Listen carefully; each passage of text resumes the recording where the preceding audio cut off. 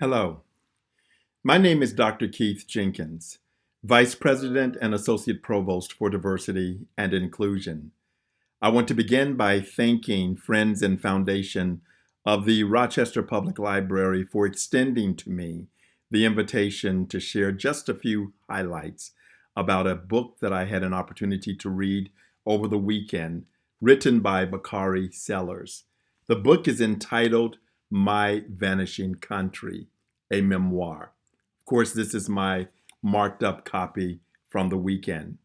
In the midst of this global pandemic, the COVID-19 pandemic, and also the social justice issues related to Black Lives Matter, this book actually proves to be an excellent read, particularly in these times, because he addresses issues of healthcare and healthcare of profound importance to us, particularly Black and Brown communities today. But he also deals with some of the same issues of systemic racism that were being fought in the 50s and in the 60s that pulled or drew his father into this particular movement, those same issues being fought today. So I found this to be an absolutely refreshing read in today's time. I also find it very valuable, particularly to college students, because we can learn about organizations such as the Student Nonviolent Coordinating Committee, an organization that not only was John Lewis a member of, and it led to him speaking at the famed 1963 March on Washington, but we learned that Bakari Sellers' father was also a member of this same organization. And as we began to look at, this organization, and we began to look at other movements of students, it seems very relevant for where we are today as we deal with Black Lives Matter. Bakari does a great job at the beginning of this book and the introduction by giving us an understanding of the community in which he was raised. He was raised in Denmark, South Carolina. He describes it in the text as a community of 3,400 souls, nearly all African American. He goes on to talk about how he thought at one time, based on the rumors of the city, that this city was named after Denmark Vesey. And I loved reading about Denmark Vesey, who plotted a slave revolt in 1822. And he led that rising, but he ended up not being successful. He would be captured and he would be put to death. But it wasn't named after him. But we would learn later of a particular organization that was named after one Denmark Vesey. We learn of shotgun houses, and I hadn't seen that term in a long time. I also grew up in the South, in Arkansas, and so I could relate to many of the things that Sellers talked about in his introduction. The shotgun houses, he said, primarily they were dilapidated shotgun houses. And there was a growing theory is that the name of these skinny homes, which are no more than 12 feet wide, comes from a style of house in West Africa called shogun, which means God's house. And so he gives us history. And all throughout the text, as you read it, you get all of these nuggets of history, these nuggets of valuable information that will prove very useful to you in understanding not only the culture in the South, but also understanding some of our past and our background. As he describes the city, he describes it with empty downtowns. That is Denmark, South Carolina today. He says, a man from childhood standing outside, and I realize that same man has been standing around there for 20 some years. But he goes on to write that it was once bustling, but it no longer has a hospital. 40 years ago, it would have been pulsing with energy and Black life. But what do we see, in those 40 years ago? Denmark had a pickle factory, a Coca-Cola bottling plant, a furniture manufacturing company, people of all trades. He talks about bricklayers and technicians, construction workers, bankers, bakers, painters, cooks, as well as Black businesses of every kind. He says, you had some wealth in a place that's 85% Black. But he goes on to write that there were significant numbers of educated Black people who have always lived in Denmark. And he attributes that to two historically Black colleges and universities that reside in Denmark, South Carolina: Denmark Technical College and Voorhees College, where his father was president. So the question for me became, well, what happened to Denmark, South Carolina? Is it more progressive now than it was, when you talk about empty downtowns? And he says, I believe that South Carolina was devastated by the 1994 North American Free Trade Agreement, NAFTA. He says the textile mills started closing their doors and moving overseas. People started leaving, and with them, all the jobs vanished. So you have a different Denmark, South Carolina today. Some of the other things that he describes were very humorous. Like, we get the first glimpses in the introduction of his father. He says that by the time my family arrived in Denmark, my father had already received a graduate degree from Harvard University. Unfortunately, a prison record kept him from getting jobs that he deserved.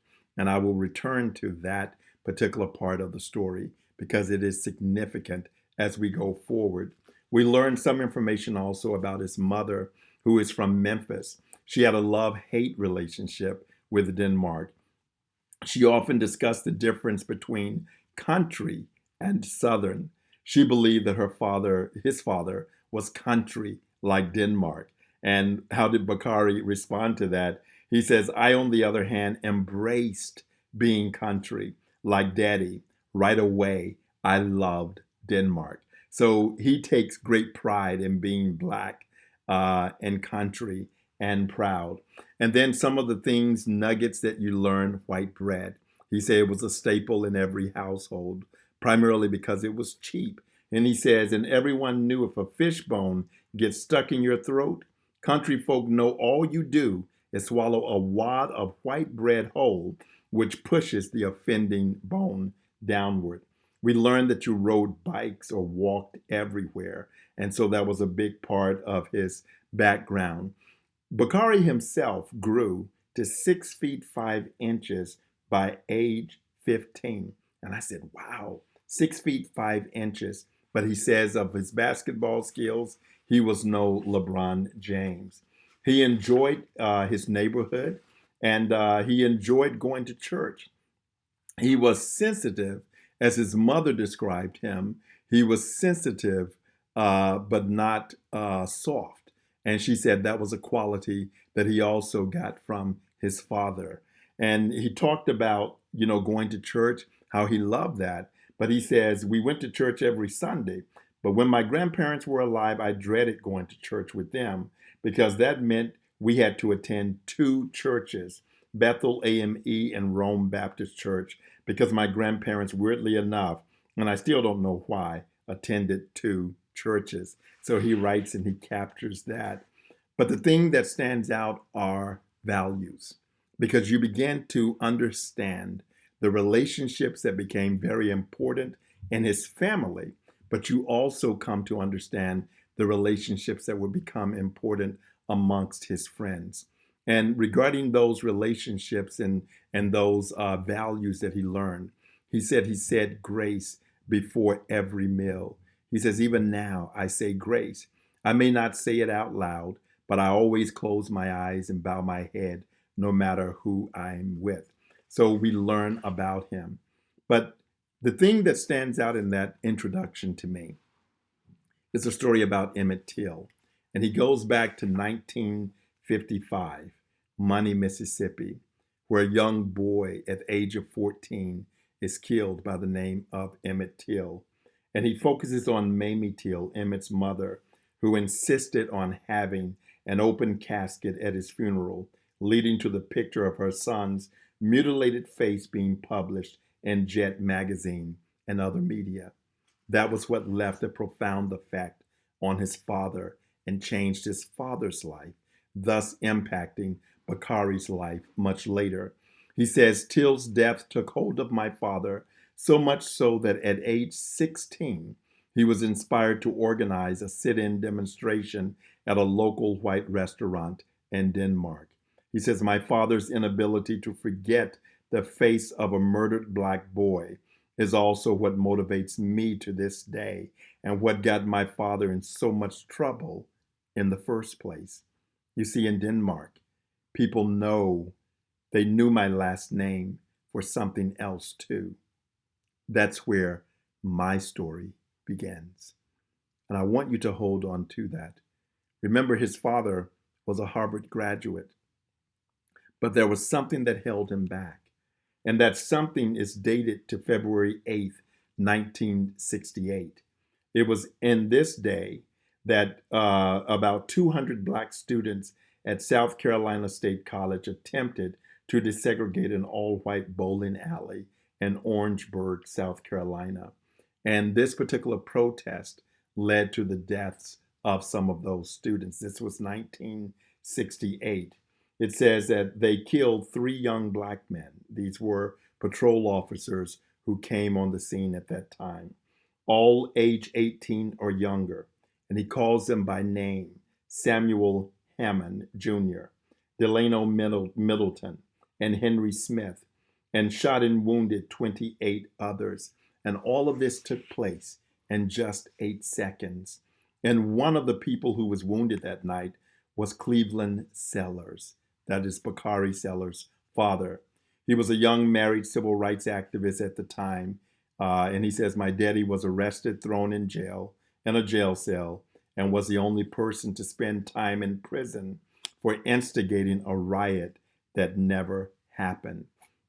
And that's when we get introduced in greater depth to Bakari Sellers' father. And we see that he was a gentleman who was not just someone who was associated in a light way with the civil rights movement, but he knew the players and he knew them intimately by name. He says, I am a child of the civil rights movement. And so he begins, Bakari, to name the aunts and uncles of the civil rights movement. He referred to them as Uncle Jesse Jackson, Uncle Julian Bond, Uncle Stokely Carmichael, Aunt Kathleen Cleaver. And he continues to go through this list of names of individuals who knew his father intimately. He says, in 1968, my father was only 23 and a year older than Bakari was when he became a member of the South Carolina House of Representatives. He had attended school at Howard University, but he dropped out of Howard in order to work with the Student Nonviolent Coordinating Committee in Mississippi, where he searched for 3 missing activists. You can imagine who they were: Goodman, Swerner, and Cheney. His roommate when he was at Howard University was Stokely Carmichael. So we learned that before his father left Howard, his roommate was Stokely Carmichael. We also learned that his father's friend, and I thought this was just very wonderful, his father's friend actually officiated or presided over the small wedding ceremony of his father and his first wife. That father's friend was none other than Reverend Dr. Martin Luther King Jr. And he held the wedding in the basement of the famous Ebenezer Baptist Church in Atlanta. So we see those glimpses of the fathers. And we see the father's recollection of that incident in Orangeburg, South Carolina. He says, when someone shattered the glass door of the bowling alley that they were protesting, about 50 policemen rushed out, swinging wooden batons and just slamming them down on dozens of co-eds who ended up with lacerations across their heads and beatings across their backs. My father remembers. In some cases, police were on either end holding the girls by their arms while another officer came down across their backs with batons. So that's the memory that he has regarding that particular incident. And what does he say of that? He says that the university's public health researchers said people are wrongfully assuming that individual cops are out to get black people when we look at situations today. He says, rather, the problem when you talk about some of the atrocities and the abuse toward black people today with police officers. The problems lies within all of society and how it has treated Black people for centuries. And he takes us on a history lesson of those centuries. In the 1960s, he says, my father knew what could happen to someone like him. Accidents do happen all the time. And when he looked at, that history, he was going through his father's things and he found under books in his father's library pictures. There were pictures of his father standing with Martin Luther King Jr., one of him at the age of 18 sitting in the Oval Office with President Lyndon Baines Johnson. And there's another photograph of his father with Muhammad Ali, another with Stokely Carmichael and Elijah Muhammad, several photos with Dr. King or with Dad standing or sitting near Uncle Stokely or Uncle Julian. So he knew these individuals by name. And so we learn a lot about his father. There's another part. They refer to the incident of this protest in Orangeburg as the Orangeburg Massacre. And it occurred 2 years before the well-known shooting at Kent State University, during which 4 white students were killed, and 2 months before the assassination of Martin Luther King Jr. But the tragedy barely permeated the nation's consciousness. And police for that tragedy claimed that they were defending themselves, even though they could not identify and no evidence could prove that even one student on the campus possessed a weapon that evening. The officers sought to pin the calamity on one man, and that one man was Bakari Sellers' father, Cleveland Sellers. And so that is the way that incident went down.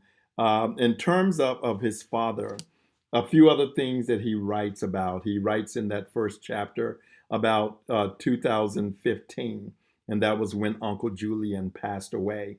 And he says that his death hit my father hard. They were contemporaries and true friends for 50 plus years.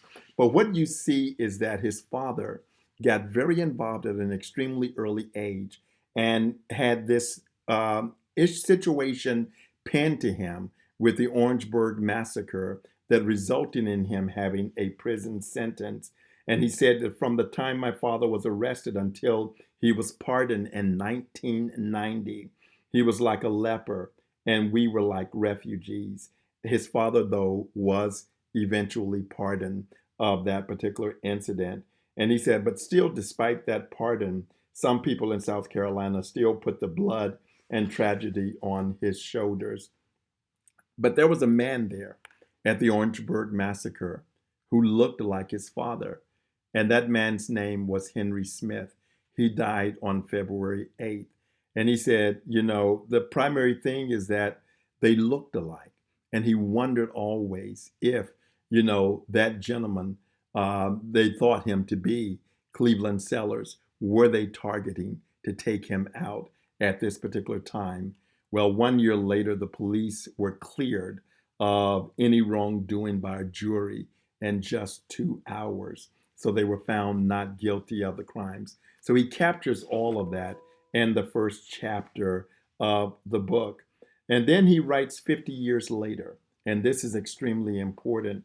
He says, and yet 50 years after Cleveland Sellers, my father, a professor, college president, civil rights activist, was on the front lines of the civil rights struggle, I find myself in a country that looks too much the same. In my time, in our time, some of the most racist remarks come from the very top, where the president himself panders to the worst in us to score points with a particular political demographic. So he captures a lot of that information. But then when you move into chapter 2 deals with Black and Forgotten. And I think that this chapter stands out to me because chapter 2 focuses on poverty. And he considered Denmark part of the forgotten South. And as he talks about poverty, he begins to deal with this concept of poverty being passed down generationally. He talks about the great migration of Blacks from the South, how they went up to Chicago, to Philadelphia, to New York. And he said, and the ones who were left and remained in the area, they were referred to as country bombers. And, that's what you began to look at. But as he talked about this idea of poverty being passed on, he says passed down generationally. And so we have 228 years of catching up to do. And he says, how is it passed on? It's passed on for many reasons. He says, unusually high incarceration rates, education inequalities, drugs, segregation, workplace discrimination, and a lack of male role models. And so he goes through this chapter and he deals with his friends. You have to read about his friend Pop. He is one who, did not have all the breaks that Bakari Sellers had. And so he struggled. He had some tough times, but he remains friends with Pop. And so we learn about that. We learn about Black versus white net worth in this country. And so that is something else that he decides to focus on. And so he talks about Pop getting shot. But by the time Pop gets shot, one of his dear friends, he says he had already been stabbed, arrested for selling drugs, and spent more than a year in prison. So he says Pop's life was typical of young guys coming out of Denmark without their fathers at that particular time. And so that was something that he alludes to. 2012, he talks about how the only hospital that had been in Denmark had actually closed its doors because of petty politics and a lack of funds. But Pop, this friend of his, would go on to get his GED, would go on to attend college and to graduate from Voorhees. He was inducted into the Alpha Kappa Mu Honor Society. He would spend one semester working on his master's degree at Claflin University in Orangeburg. But remember that similarity that I said? He had spent 1 year in prison. After all that studying, he writes, and a college degree with honors, Pop, who's now 40, works for a company that makes kitchen sinks and doors and is paid $8 an hour. So he talks about the burden of all of this on young people. When you move into the latter parts of this chapter, he begins to identify his friends and he introduces a term called jiving. Jiving, what we recognize as jiving in Denmark, South Carolina, is playing the dozens, wrecking, signifying, ragging. But in South Carolina, we called it simply jiving.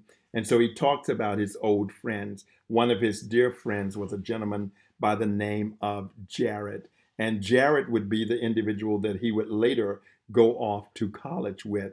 Now, very interesting, Bakari skipped 2 grades. So he would graduate and he would matriculate at college at the age of 16. And so he would matriculate at Morehouse College. And so he writes in chapter 3 about the school days. And the school days, he captures his life at Morehouse College. And you have to read this chapter to get a great feel for the Morehouse mystique, the school's legacy, the Morehouse man, and men like Reverend Dr. Martin Luther King Jr., Samuel L. Jackson, Spike Lee, and Herman Cain. He writes about these individuals. He writes about the orientation ceremony of all of them dressing in uniform alike. And that was significant because he says you lose your individuality and become a class of men who are destined to lead. All of that is captured in that 3rd chapter. He also talks about the Houston boys who wore only polo boots, the DC guys who wore only 2 or 3 colors. He went on to talk about the Atlanta guys who were more laid back, the New Yorkers with their massive white t-shirts and hats that were intentionally too big, and the Detroit guys who he says were the sharpest dressers of all. He captures all of them. And he says for he and Jared, they were both just country. And so that's what he looked at regarding them. He also talks about another friend that he would meet there at Morehouse named Brandon Childs. And Brandon Childs said that he was at Morehouse on a basketball scholarship. Well, jiving, Bakari begins to pick at him saying, if somebody looking like you got a basketball scholarship, I know I can get one. So he began to talk trash, at this young guy until he saw Jared actually play. And when he saw him play, all the trash talking stopped at that point. But 2 months into being a student at Morehouse, we were faced with 9/11, and two planes crashed, as he writes, into the Twin Towers in New York City on September 11th, 2001. And so he begins to talk about how he spent that first year. He spent a lot of it partying. He spent a lot of it, not necessarily focused on his studies. He ended up on academic probation. He lost his academic scholarships. He ended up getting in trouble for being at Spelman past curfew. And for those who do not know, Spelman is the sister school to Morehouse. It is an all-women school. And then he changed majors. And it was in the changing of majors that he ended up in African American studies. There is so much that I could share about this book. He would go after his first summer at Morehouse to work in Jim Clyburn's office. Now, he found out that Jared had gotten a job working in the summer at Jim Clyburn's office. So he wanted to work there also. So he sought that out, but he would discover along the way that there was no opening for him. So he told his mother his dilemma. What did his mother do? She picked up the phone. She called Jim Clyburn himself. She says, Congressman Clyburn, who was former Sumter, South Carolina, and he and his dad had been extremely, close during the 1960s. She said to him, I want my son to be an intern. And they hired him.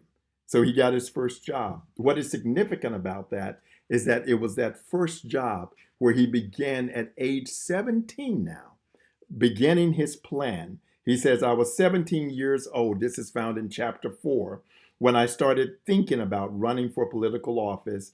Actually, it was during that summer in Congressman Clyburn's office on Capitol Hill that Jared and I formally plotted my run for South Carolina's House of Representatives. Well, to say the least, he would end up winning that particular seat at the age of 21. And so the planning that started when he was just coming out of his first year at Morehouse, working in Jim Clyburn's office, would pay off much later. So you have to read through that as you get into chapter 4 and the making of a politician in chapter 5. Now, move on to chapter 6. That was when we see the introduction of President Obama. And President Obama, dreaming with my eyes open, calls on him to actually endorse him in his run for president of the United States. And Bakari had some stipulations on being able to endorse him. He says, Senator, I said, I would do so under two conditions. One, my mom gets an opportunity to volunteer for your campaign. And two, you visit my district. And Obama said to him, I have no problem with doing either of those. So we see that Obama keeps that promise, and he does visit, and he gives a lot of clout to one Bakari Sellers. Bakari, in the rest of the book, he deals with so many different subject matters. He deals with anxiety that he suffered, and he deals with this whole idea of mental illness within the Black community that some of us as Black men would not talk about or deal with. Well, he talks about his own anxiety and how that fared for him. But he ends the book with an incident, and that incident taking place in Charleston, South Carolina. And when you deal with Charleston, South Carolina, learn about his friend by the name of Clem, Reverend Clemente. And you need to read about him also, because he was a dear friend, but he was killed in that church of parishioners who had come together for Bible study. And at the end of the prayer, a young man by the name of Dylan opened fire on them, killing them. And Clem, one of those close friends, was there, and he was killed. What I think I like about Bakari is that he deals with so many different issues. He writes about his wife. He writes about health care and some of the complications she had after giving birth to their twins. And as he writes about all of this, you see that the issues that we were wrestling with in the 60s, that his father, Cleveland Sellers, wrestled with during that time, are issues that we still wrestle with today. And so, what is his call? His call is to be a voice for the voiceless. And so that is one thing that stands out about him. And so I encourage you, read my Vanishing Country, a memoir, Bakari Sellers. Wonderful read, wonderful text. I hope I've done justice to just skimming the surface and giving you some highlights from this book. But I encourage the reading of it because I found it totally enjoyable to read, totally educational, and something that would be rewarding for not only you as a parent or an adult, but for your children and grade school and for a teacher's reading list if you're considering books that capture this moment in our times. Thank you so much, friends and foundation of Rochester Public Library, for extending me this invitation to just share with you in this very special way. Take care.